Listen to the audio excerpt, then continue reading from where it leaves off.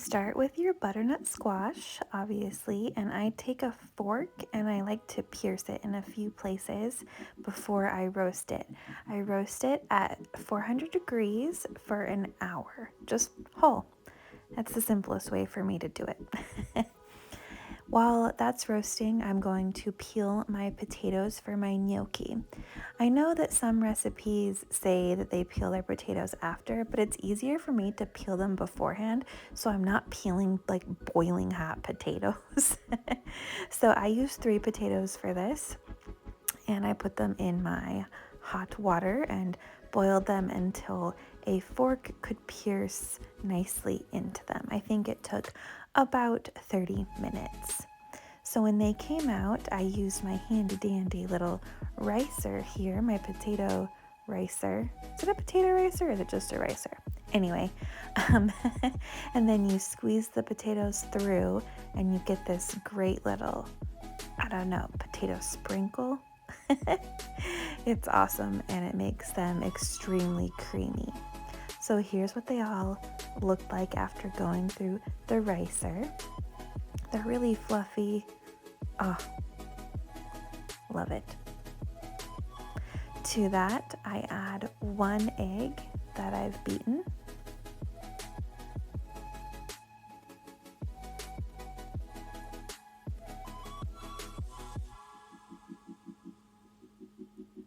And then to that, I start adding my flour bit by bit. And I started with the spoon to mix it together, and I ended up moving towards kneading it with my hands because I feel like I can manage it a lot better that way, but do whatever is comfortable for you.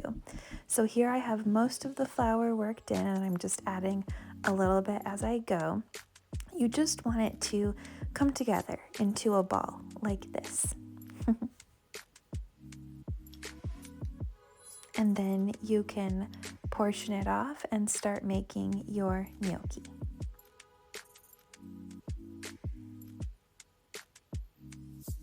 I cut mine into 6 pieces. You roll it out into a log. And then you cut them into about 1-inch pieces.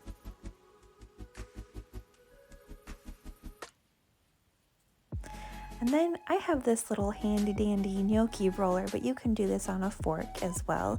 You just take your dough and you gently press, and can you see it picks up the ridges right there? Can you see that? This helps the sauce to stick to your gnocchi. Also, it's just really, really fun to do. And it makes them look extra cute because it has the little ridges on them. I probably should have pushed some of these a little bit harder, but you know.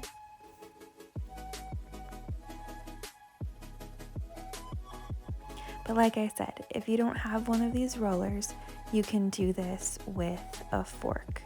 It might just take a little bit of practice, but obviously, look, it's taking me some practice and I've done this before.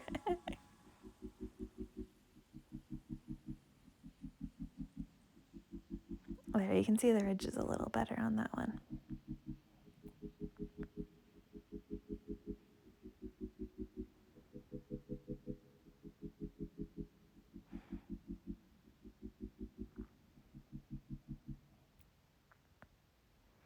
All right, now that they're all ready, I have them just here on the pan with some flour just waiting to go in the water because they go in the water and they boil for maybe 2 minutes. So they just wait here while I'm finishing the sauce.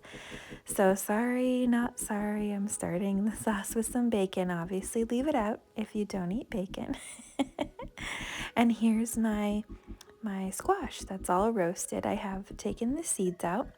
And then you just take the rest of the flesh out of that squash. You take the bacon out of the pan, and then you put the flesh of the squash in the bacon drippings. I mean, yum. Let that cook for a bit. To that, I'm going to add some shallot and some garlic.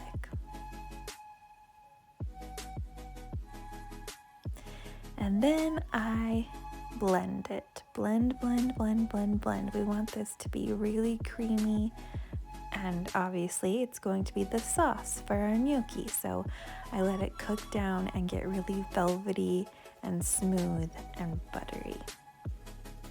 And then while this was reducing, I also fried up some sage leaves just in a little bit of oil. It takes about 30 seconds just to fry them up. And here on the other side, still got the bacon. Those are our toppings. All right, the gnocchi's going in. Just bringing them over from the tray here, and all steamy. But they really, it doesn't take very long, and they're done. And then you can just take them back out, and you're ready to plate up. Here's the little cooked gnocchi. They're all naked, ready to be dressed.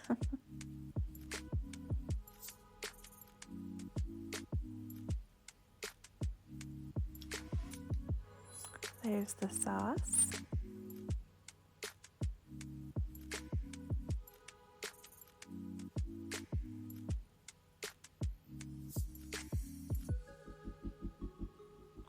And then, of course, you top it with your bacon, your fried sage, and your Parmesan cheese. Ugh, that sends it.